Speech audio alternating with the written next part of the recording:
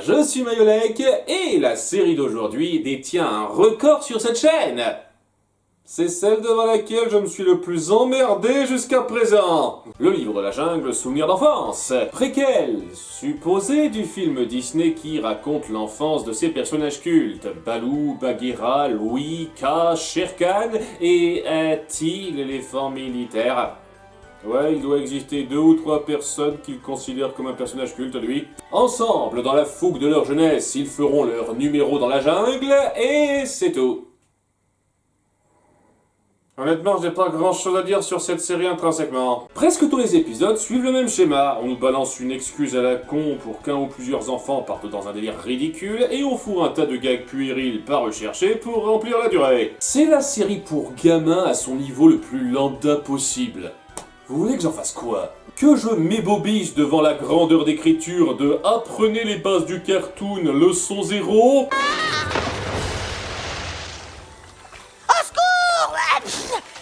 Je vais me noyer. Je me demande qui va avoir le malheur de tomber sur moi aujourd'hui. Mort de rire. Que je sois ébloui par les dialogues comiques tout juste un cran au-dessus de Toto. J'ai pris un coup dans l'aile, je descends en flèche. Heureusement que cette tornade n'a fait que passer en coup de vent. Même Frank Simacaque a pas pu te voler ton public à toi. Arrête de faire des jeux de mots, vas-y. Que je me gauze devant l'incorporation moisie de vos références humaines incohérentes. Partie de dame, est-ce que ça te tente? Le super gagnant est... La feuille écrase la pierre. Tu seras pom-pom girl.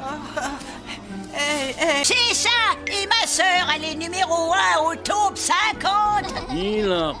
Ou que j'exulte face à la composition hallucinante des chansons que vous avez clairement pondues à la volée. Sur le sol, bassez la terre, ôte les feuilles. Moi, un grain de bombe, un grand coup de tronc, j'arroserai tous ceux qui me trompent. Ouais. Avec moi.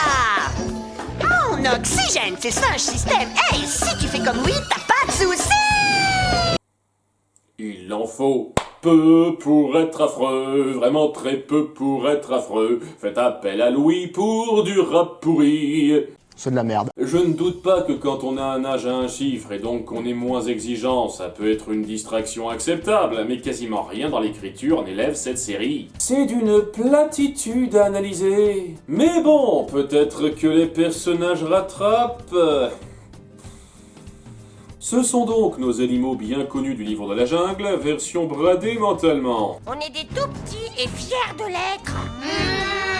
Des gamins qui aiment faire les fifous et n'ont quasi aucun développement recherché. Et les rares fois qu'on pourrait croire qu'une intrigue apporte un début de quelque chose, c'est totalement oublié l'épisode suivant. Cela étant, je reconnais qu'on y retrouve les bases de leur personnalité. Louis est le roi de la fête qui cherche avant tout à s'amuser, on appuie même son intérêt envers le monde humain, une seule fois rapidement. Moi, j'adorerais voir un humain de près, je les trouve passionnants. Une seule miette, c'est mieux que de pas manger du tout. Baloo est déjà un grand aspirant hédoniste, cherchant les plaisirs et la paresse. Allez, une petite sieste et hop, poli.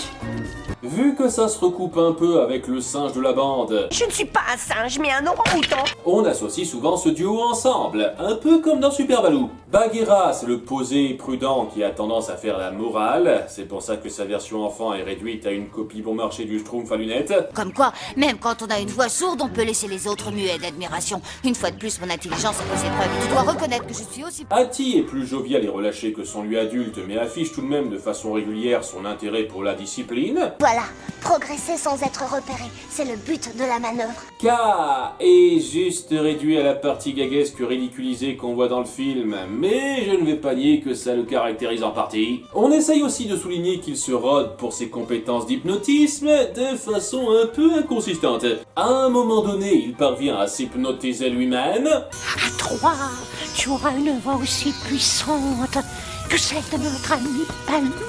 Allez, Baggy, exprime-toi. Pour que quelques épisodes plus tard... Oh, inutile d'insister, je ne peux même pas m'hypnotiser moi-même. Et le film était déjà un peu ridicule sur l'inconstance de sa taille, mais là c'est du total n'importe quoi. Et ça se passe dans le même épisode. Et enfin, Shere Khan, c'est une insulte. Y a pas d'autre mot? On l'a réduit au putain de gros bras de la bande qui veut jouer les bad boys parce qu'il se croit supérieur. Voilà, j'ai accompli ma mauvaise action pour la journée. J'ai gâché votre jeu. Je suis mauvais, méchant, égoïste. J'adore faire souffrir. Oh, c'est vrai? Et comme ça se veut comique, on n'arrête pas de le ridiculiser dans cette démarche. Je n'ai peur de rien ni de personne. Qu'est-ce qui t'arrive, Kani? Rien. Écoutez les gars, c'était déjà un peu naze de faire ça avec Renaud, mais au moins ça partait juste d'un cerf connard en rut. Il y avait une base très libre à traiter. Là on parle de la terreur de la jungle, les animaux tremblent en sa présence, sauf les éléphants. Ce qui est bizarre car dans la série, Hattie a peur de lui. C'est la classe et le maniérisme à un état presque pur. Le rabaisser au cliché qu'on sert dans toutes les séries animées sans imagination centrée sur des mioches, c'est chier sur ce qu'il représente.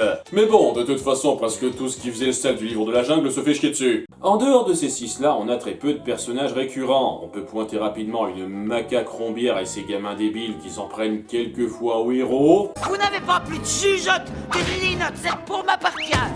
Je l'avais laissé ici avant de migrer vers le sud, vous vous rappelez pas?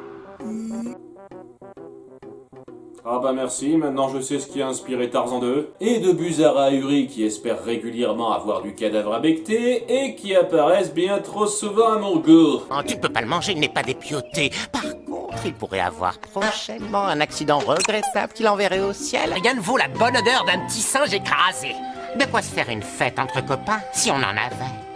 Tous les concurrents vont être décimés. Et nous, on sera aux premières loges pour applaudir.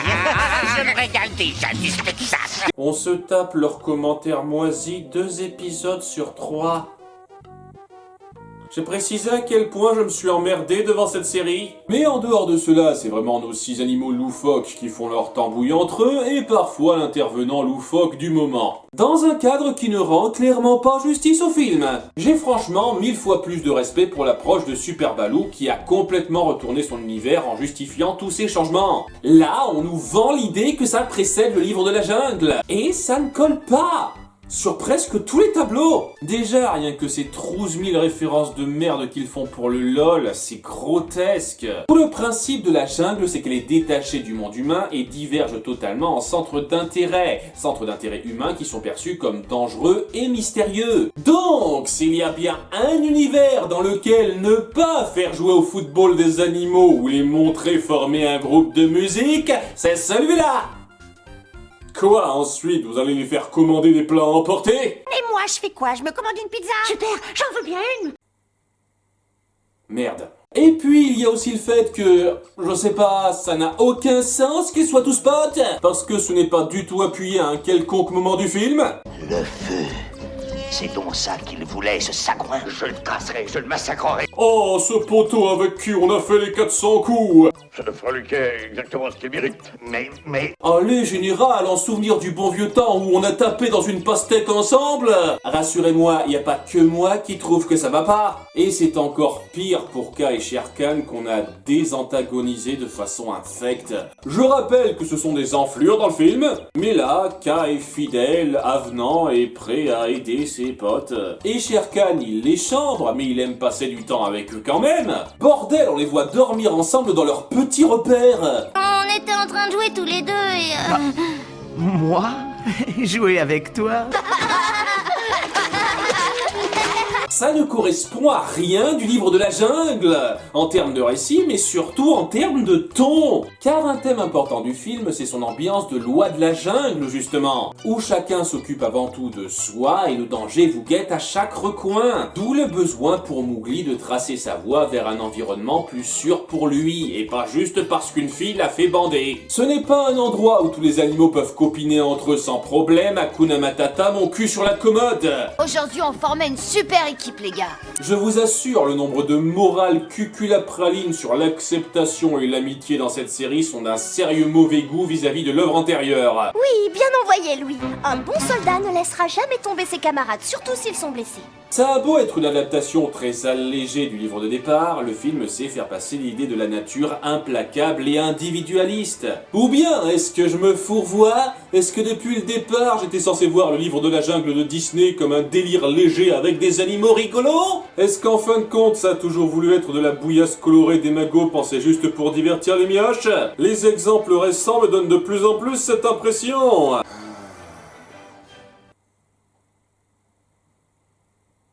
Bon, d'habitude c'est là que je prends un épisode à part pour le défoncer. Ok. Le roi Louis, pourquoi pas. Oh, ça va être une amorce de sa situation dans le film. Ouais, non. Ça se sent que ça essaye d'y faire allusion, mais ce sera juste une aventure forcée sans suite. Alors, du gag moisi, du gag moisi, du gag moisi... Ah, nos jeunes héros tombent par hasard sur une pierre prophétique. Les tablettes sacrées disent la vérité.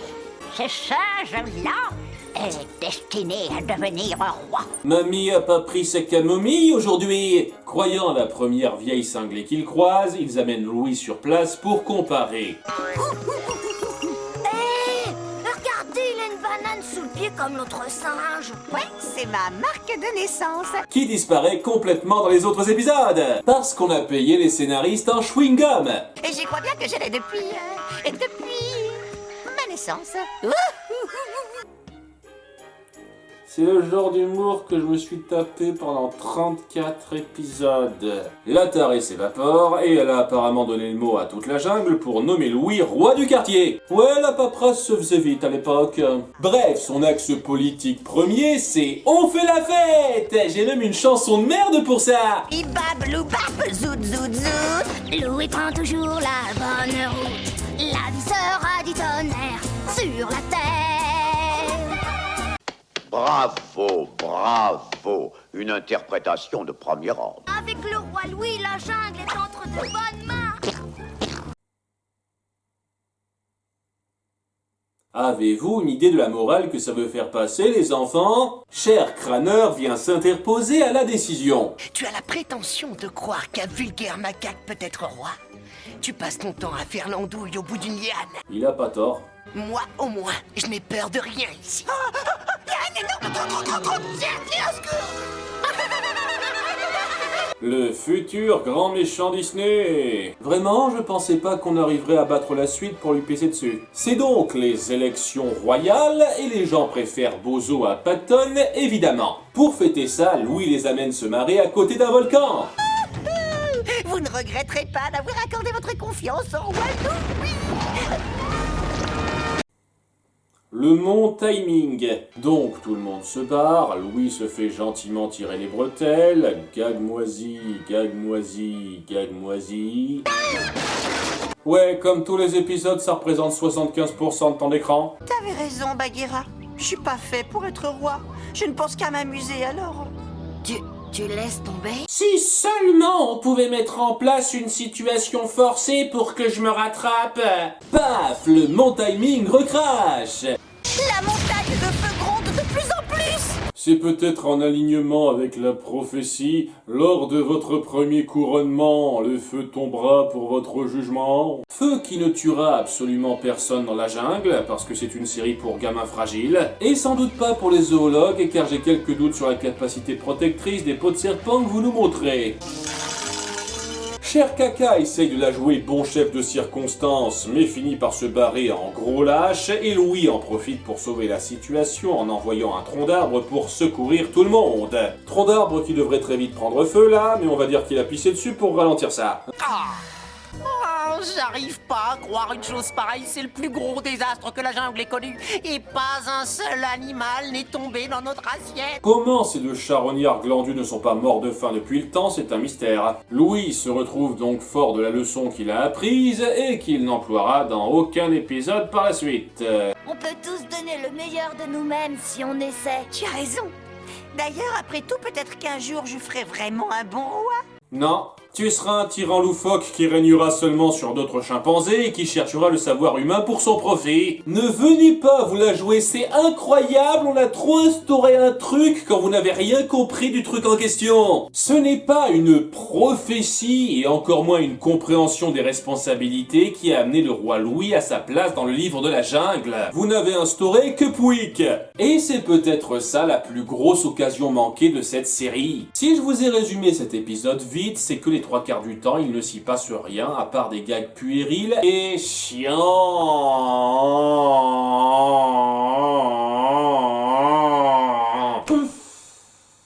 Mais le reste est asymptomatique du manque flagrant d'ambition. Car si l'idée de départ de la série est un retcon grossier et une excuse pour du contenu gamin facile, elle n'était pas totalement sans promesse. J'aurais même pu apprécier globalement si on avait su mettre en place réellement la situation du film là-dedans. Appuyer un détachement de nos jeunes animaux entre eux qui, en grandissant, ne sont plus amis. Donner de vraies pistes de départ sérieuses sur leur position future. Ce qui ne se fait pas.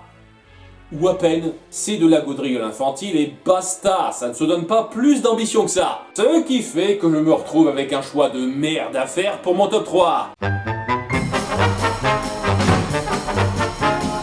Alors que ça aurait pu être palpitant à faire, j'aurais pu vous balancer du... Numéro 3, dans une période de disette intense, Saka essaye de manger un de ses amis par instinct et faiblesse.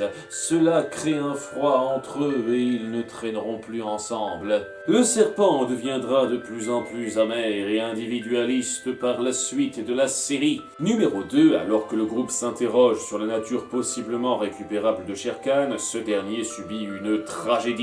Sa mère meurt dans un incendie provoqué par des humains, lui laissant un profond traumatisme ainsi qu'une haine de cette race. Dès lors, il se montrera beaucoup plus distant et violent avec les autres habitants de la jungle, scellant sa voix. Et numéro 1, l'épisode final. Peu après que Hati les a quittés pour suivre une formation cadrée avec son futur troupeau, Louis et Bagheera se disputent sur qui devrait décider comment gérer leur endroit à partir de maintenant. Le ton monte et Louis finit par bannir Bagheera. Baloo, trouvant cette décision trop dure, échange des mots avec son ami qui vont trop loin et part lui aussi, laissant le roi orang-outan seul sur son trône et futur royaume. Mais après, on fait la paix et on oublie. Non, pas cette fois.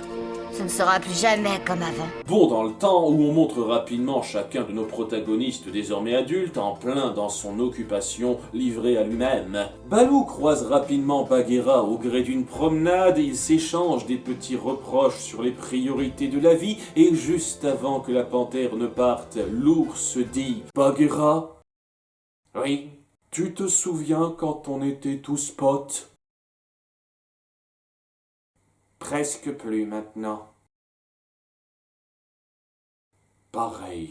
Voilà le genre d'histoire qu'on aurait pu avoir. Mais non, à la place, on me donne. Numéro 3, Garou-loup. Un couple de loups quitte leur meute de façon houleuse et essaye de se refaire une vie près du repère de notre bande qui réagit débilement. Propriété privée.